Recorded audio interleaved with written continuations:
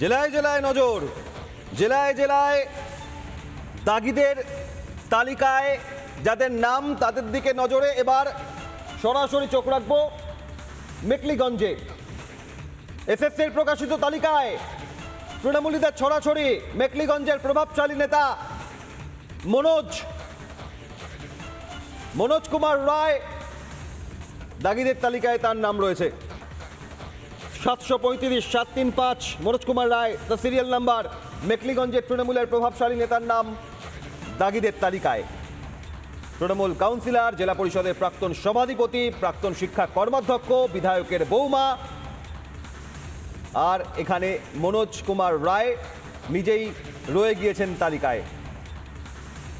মেকলিগঞ্জে প্রভাবশালী নেতা মনোজ কুমার রায় 735 নম্বরে নাম। এই মুহূর্তে আমাদের সঙ্গে রাজ্য বিজেপির সাধারণ সম্পাদক জগন্নাথ চট্টোপাধ্যায় রয়েছেন। জগন্নাথবাবু, আমি একদম নির্দিষ্টভাবে জানতে চাইব যে ভোটের প্রচারে বিভিন্ন ক্ষেত্রে মঞ্চে, প্রকাশ্যে, সভায়, সমাবেশে বাংলায় বিরোধীরা নেই। কোথায় বিরোধী খুঁজেই পাওয়া যায় না। সত্যিই তো তাই। এই দাগিদের তালিকায় কিন্তু বিরোধীদের একদম খুঁজে পাওয়া যাচ্ছে না। দিকে দিকে তৃণমূল নেতা, নেতার ভাই, ভাইপো, বৌমা, নিজে, একের পর এক নাম। জগন্নাথবাবু,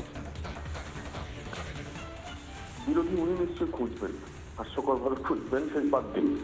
কিন্তু সামগ্রিকভাবে এই ঘটনা আমাদের জন্য, বাংলা বাঙালি রাজনীতি যারা করে তাদের জন্যই বলছি যে এই বাংলা বাঙালি এরা তো সবাই বাঙালি। এবং এই যে ঘটনা, যে প্রাতিষ্ঠানিক দুর্নীতি যেভাবে প্রকাশ পেল, চাকরির দোকান খুলে শিক্ষকের চাকরি বিক্রি হয়েছিল, তা সরকারই শেষ পর্যন্ত প্রাতিষ্ঠানিক দুর্নীতির কথা মেনে নিল তালিকা প্রকাশ করে। এর সঙ্গে দুটি তিনটি বিষয় আছে। চাকরির দোকানে কাছের খদ্দেররাই চাকরি পাবে, সেটাই স্বাভাবিক। কাছের খদ্দেররা একটু কম দামে চাকরি পাবে, বিক্রি হবে তাদের কাছে, সেটাও স্বাভাবিক। আসলে তৃণমূলে গোটা 2-4 ডজন নেতা মন্ত্রীর কারোর পুত্রবধূ, কারোর শালী, কারোর কেউ সে নিজে যে থাকবে, এটার মধ্যে অস্বাভাবিকত্ব করতে কিছু নেই। কিন্তু ভাবুন তো, যদি এক তো এই তালিকাটা আরো অনেক বেশি ছিল।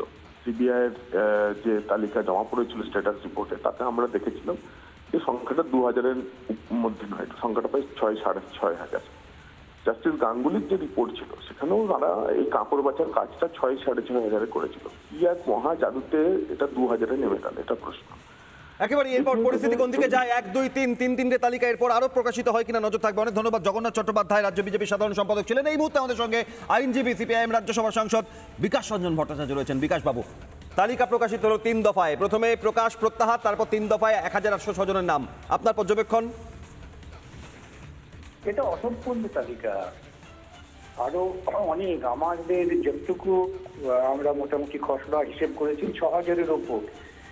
ওরা সত্য গোপন করতে চাইছে, শুধুমাত্র এই তালিকাটা প্রকাশ করেছে যেহেতু সুপ্রিম কোর্ট এখন ঘাড়ের ওপর বসে আছে তাই, তা না হলে এটাও করতো না ওরা। এখানে যখন আমরা কন্টেন্টের দরখাস্ত করি তখন ওরা বাহানা নিয়েছে যে কলকাতা হাইকোর্টের জুরিসডিকশন নিয়ে সুপ্রিম কোর্টে যাও। মানে ওদের উদ্দেশ্য ছিল যে এইভাবে করতে করতে ক্লান্ত করে দেওয়া আমাদের।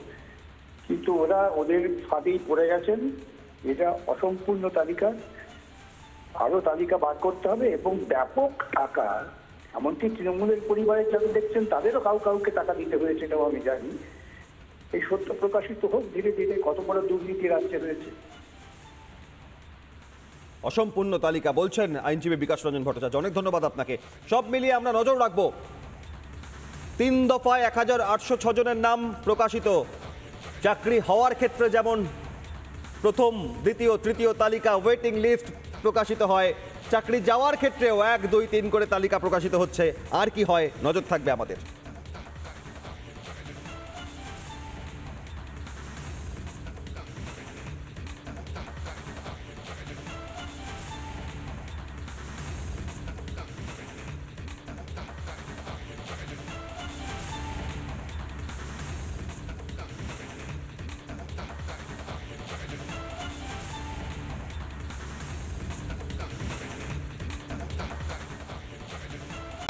নানা ধরনের কন্টেন্ট দেখার জন্য লাইক করুন, শেয়ার করুন আমাদের ফেসবুক পেজ, সাবস্ক্রাইব করুন আমাদের ইউটিউব চ্যানেল।